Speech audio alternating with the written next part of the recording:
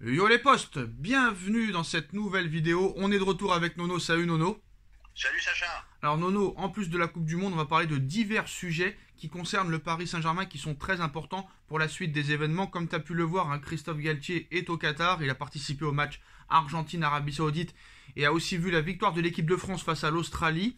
Un journaliste français qui suit de très près la famille royale du Qatar l'affirme à 100%. Nasser Al-Khelaifi est pour la première fois en 11 ans pressenti pour prendre du recul au sein du Paris Saint-Germain, dont il est désormais le président emblématique depuis 2011. Alors qu'est-ce qui se passe au Paris Saint-Germain en plein milieu de cette trêve, Nono? Alors que les joueurs sont en vacances et que tous les regards sont tournés vers le Qatar pour la Coupe du Monde, il se trame des choses en coulisses. Guerre habitué à commenter les rumeurs sur le compte de son club, qui est l'unique propriété de QSI et donc de l'émir du Qatar, Nasser Al-Khelaifi a pourtant pris la parole pour confirmer qu'il était à l'écoute d'éventuels investisseurs pour ouvrir le capital du club parisien, un actionnaire minoritaire qui participerait financièrement avec une grosse part, mais qui n'aurait pas son mot à dire dans la direction du Paris Saint-Germain. Ce serait tout de même un gros changement, mais Nasser Al-Khelaifi n'y est pas opposé. Alors comme je l'ai dit, nous avons différentes offres de rachat. C'est une bonne affaire, une affaire fantastique, une offre de rachat de 4 milliards, plus de 4 milliards bien sûr, mais nous n'allons pas vendre le club. Alors c'est-à-dire Nono, que les Américains étaient venus déjà pour acheter 100% du club. Il poursuit, mais pourquoi pas un petit pourcentage du club? Nous réfléchissons à différentes offres, en fait, a confié le dirigeant qatari, un peu à la surprise générale, mais le Qatar a besoin d'argent après avoir dépensé des milliards sans trop regarder pendant la Coupe du Monde, et réaliser une très bonne affaire en vendant une petite partie du PSG pourrait aussi démontrer que les investissements de l'émir ne sont pas que, on va dire, des puits sans fond. Alors carrément hier, la famille royale aurait lâché des infos. Georges Malbruno, qui travaille au Parisien, a affirmé que Nasser Al-Khelaifi, le patron du Paris Saint-Germain, pourrait prendre du recul après la Coupe du Monde, selon une source familière de l'Émirat. D'autres personnes pourraient venir auprès de lui à la direction du PSG, une façon d'être moins exposé selon cette source. Mais ce ne serait pas la seule surprise envisagée par le président parisien, en place depuis 2011.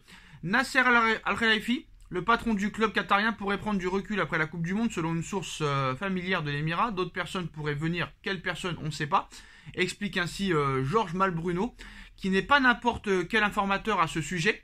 Le journaliste aussi au Figaro est spécialiste du Moyen-Orient et compte déjà un ouvrage sur les secrets du Qatar à son actif. Il précise ensuite son information en expliquant que les dernières révélations au sujet de Nasser Al-Khelaifi, qui se retrouve au cœur de plusieurs affaires ces derniers mois, ont probablement incité tout le monde à la réflexion sur son avenir. Alors président du PSG depuis 2011, Nasser a pour le moment toujours été conforté par l'émir dans ses fonctions. La satisfaction du propriétaire du club est toujours sa seule préoccupation et jusqu'à présent il a tout le temps œuvré pour réussir à ce niveau malgré les résultats qui ne sont pas à la hauteur des investissements réalisés depuis 11 ans. La valeur du PSG a augmenté de manière considérable depuis le rachat et est désormais l'un des clubs les plus riches de la planète. Le dirigeant qatari a aussi réussi à se placer à très haut niveau dans tous les instances, que ce soit à la Ligue 1, la LFP ou le Conseil des clubs européens de l'UEFA, un pouvoir qui lui permet aussi d'être considéré comme le visage du Paris Saint-Germain depuis des années, mais qui serait donc possiblement remis en cause dans les mois à venir. Un changement serait en tout cas envisagé pour cet hiver. Nono, qu'est-ce que tu penses de toutes ces informations? Déjà, premièrement, Nasser occupe trop de postes, comme tu as dit. Il est dans les instances footballistiques.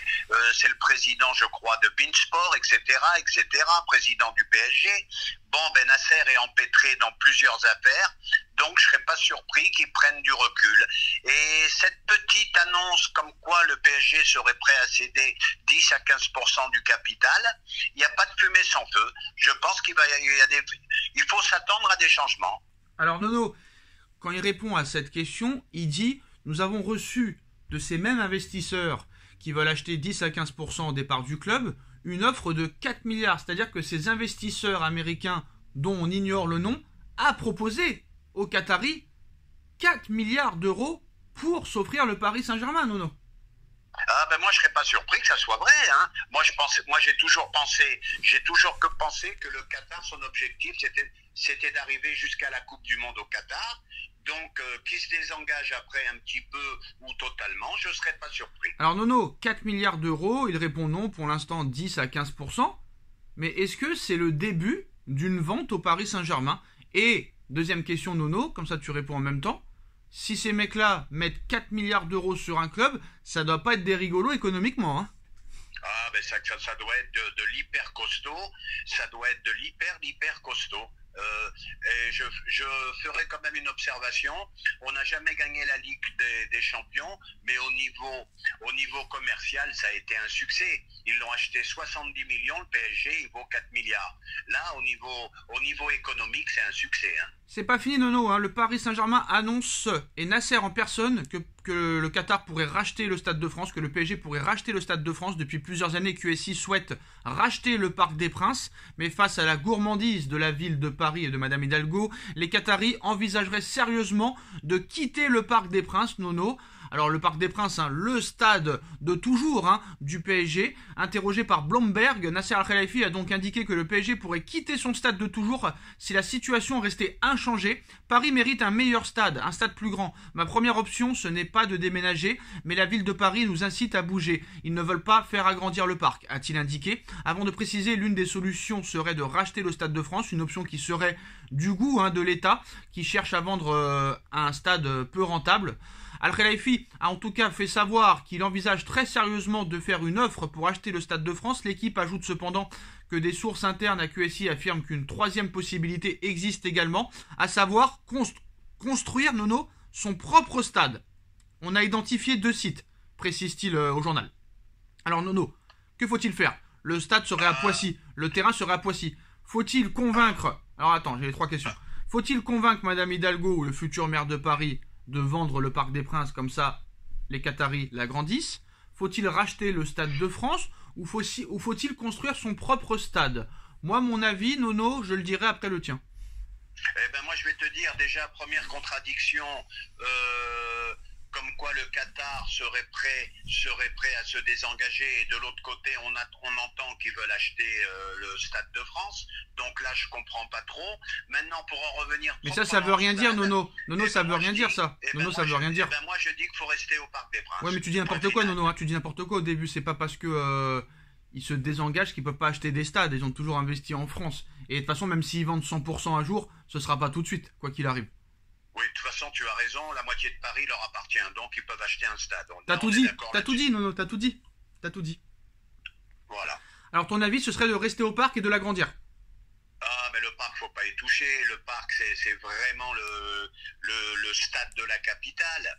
Bon, ben c'est vrai qu'on est limité au niveau spectateur, on est limité au niveau ambiance, mais l'ambiance au Stade de France, je vais te dire, les tribunes sont un peu éloignées des joueurs. Il y aura, même si tu fais 60 000 à tous les matchs, t'auras peut-être pas plus d'ambiance. Alors Nono, au parc, hein. Moi aussi je voudrais rester au Parc des Princes et pourquoi pas l'agrandir, mais si jamais il n'y a pas d'accord trouvé avec la mairie, je pense qu'ils devraient créer leur propre stade. Le Stade de France, j'ai déjà été dans ce stade, je n'aime pas du tout ce stade, comme tu as dit, éloigné des tribunes, très compliqué de s'y rendre. Donc moi j'aimerais que si jamais on ne trouve pas d'accord avec la mairie de Paris, de trouver un moyen de faire notre propre stade qui devrait normalement être de minimum de 60 à 65 000 personnes au moins. Ouais, ben de toute façon, c'est la capacité que mérite le PSG. C'est vrai, comme j'ai dit tout à l'heure, on est limité au parc. 48 000 places, c'est pas assez pour un club comme Paris. Après, ce qui serait bien aussi, c'est de baisser le prix des places, de enlever les taxes déjà et le e-billet. Ce serait déjà pas mal. C'est le seul club en France qui en plus du billet te met une taxe et te met un prix pour le e-billet. Je n'ai jamais vu ça de ma vie. Ah bah ça c'est un autre débat, Sacha. Alors le PSG est prêt à investir près de 500 millions dans le Parc des Princes pour qu'il ait une capacité de 60 000 places à condition d'être propriétaire du stade, Nono. Ah bah oui, mais ça c'est sûr. Voilà. Ça, il faudrait qu'Hidalgo vende le Parc des Princes. Le fera-t-elle? On n'en sait rien. Donc des discussions ont lieu depuis des années entre le PSG et la mairie de Paris, mais voilà, pas d'accord. Et on va finir, Nono, par le clash Keylor Navas-Christophe Galtier. Voilà, Keylor Navas très très remonté contre son entraîneur. Alors il y a plusieurs, on va dire, avis sur le sujet. Alors Keylor Navas, en conférence de presse hier d'avant-match avec le Costa Rica, dit « Si je ne joue pas dans mon club, ce n'est pas à cause d'un faible niveau. C'est parce que quelqu'un ne veut pas que je joue et c'est tout. Et vous savez très bien qui c'est. Donc c'est monsieur Christophe Galtier, Nono. Hein. Alors, il y en a qui disent que même si tu avais été disponible, tu serais blessé. Bon, ça c'est un peu facile, très clairement. Bon, il en veut à Galtier très clairement. C'est vrai que Galtier n'a pas tenu sa promesse, Nono. Hein. Il avait dit très clairement en conférence de presse de début de saison. Il a dit que si le numéro 1 n'était pas au niveau, le numéro 2 serait mis numéro 1. Ça n'a pas été le cas. Il y a eu beaucoup de mauvais matchs de Donnarumma. Certes, il a fait des bons matchs, mais il a fait aussi beaucoup de problèmes. Il n'a pas été décisif dans certains matchs. Des problèmes de relance, des problèmes de sortie. Ma question, elle est claire, Nono. Qu'est-ce qu'a Christophe Galtier contre Keylor Navas? Eh ben là, pour moi, c'est le premier gros problème de Christophe Galtier. Il y a un moment, tu vois que Donnarumma n'est pas irréprochable, tu donnes la chance à Navas, et qui plus est, pour moi, il est meilleur que Donnarumma. Donc le type, c'est normal qu'il lance des scuds comme ça. De toute façon, il va jouer dans un quart d'heure là. On va pouvoir faire un peu un constat tout à l'heure, s'il manque de compétition ou s'il est toujours aussi fort. Bah là, il a égratigné carrément, il a égratigné Galtier là. Hein. Eh ben oui, parce que ça veut dire quoi? En résumé, en deux mots, ça veut dire que quoi qu'il arrive, Donnarumma peut faire les pires bourdes qui existent. Eh ben, je jouerai jamais. Je n'ai pas joué, mais je me sens bien, je me sens tranquille, mais je ne vais pas cacher la réalité. C'est toujours mieux de jouer, même si tout dépend de la façon dont chacun se concentre pour disputer un mondial. Je me suis très bien entraîné. Si je ne joue pas dans mon équipe, ce n'est pas à cause d'un manque de conditions physiques ou d'une baisse de niveau, c'est parce que quelqu'un ne veut pas que je joue, c'est tout. C'est ma 3e Coupe du Monde, donc j'ai très envie d'en profiter et d'aider mon pays. Quand vous arrivez dans un endroit où on vous respecte, où les gens ont de l'affection pour vous, où les gens attendent que vous donniez le meilleur de vous-même pour les aider, où les gens reconnaissent la valeur de votre travail, ça aide énormément sur le plan mental pour entrer sur le terrain et en faire de bonnes choses. À bon entendeur, Nono, parce que c'est vrai que moi, franchement, les 2 années qu'avait fait Navas avant que Donnarumma arrive, c'est masterclass sur masterclass, contre le Bayern, contre le Barça, en Ligue 1 quand on était en difficulté et qu'on se faisait dominer tous les matchs avec Tuchel et avec Pochettino. Le mec s'est retrouvé sur le banc du jour au lendemain sans rien comprendre, Donc il y a un moment donné, on peut être énervé. Il y en a un des deux qui fait la Coupe du Monde et l'autre pas. Donc à un moment donné, il faut se poser des questions. Et en aucun cas, Donnarumma est meilleur que Navas. Donc est-ce que c'est un règlement de compte? Ça me fait penser à Pochettino qui ne faisait pas jouer Rafinha, qui le mettait même pas dans la feuille de match, on ne savait pas pourquoi, un nono. Donc ça me fait penser à ça, et c'est vraiment immérité pour Navas. Je vais défendre Navas, même les supporters ont été ingrats, il le dit lui-même, Navas. Ici on reconnaît son talent, on reconnaît son travail, et pendant que Navas faisait des masterclass sur masterclass, des arrêts sur arrêts, alors qu'on était en grande difficulté en Ligue des Champions, finale avec le PSG, demi-finale avec le PSG aussi, 4 Ligues des Champions avec le Real Madrid. Combien on a gagné Donnarumma? D'accord, on va me dire l'âge, mais quoi qu'il en soit, Navas est meilleur que Donnarumma. Navas fait une Coupe du Monde, pas Donnarumma, et Navas s'est retrouvé sur le banc du jour au lendemain alors qu'il n'a fait aucune boulette. Voilà. Eh ben écoute, il va jouer dans un quart d'heure, on va voir s'il a gardé le niveau déjà, parce qu'il n'a pas joué depuis longtemps, mais comme tu as dit, Navas irréprochable pendant 2 saisons, vraiment irréprochable, il a sauvé la situation plusieurs fois, mais ça malheureusement c'est la spécialité de notre club, de toujours mettre quelqu'un dans les pattes, tu mets toujours un bon dans les pattes d'un bon, et voilà.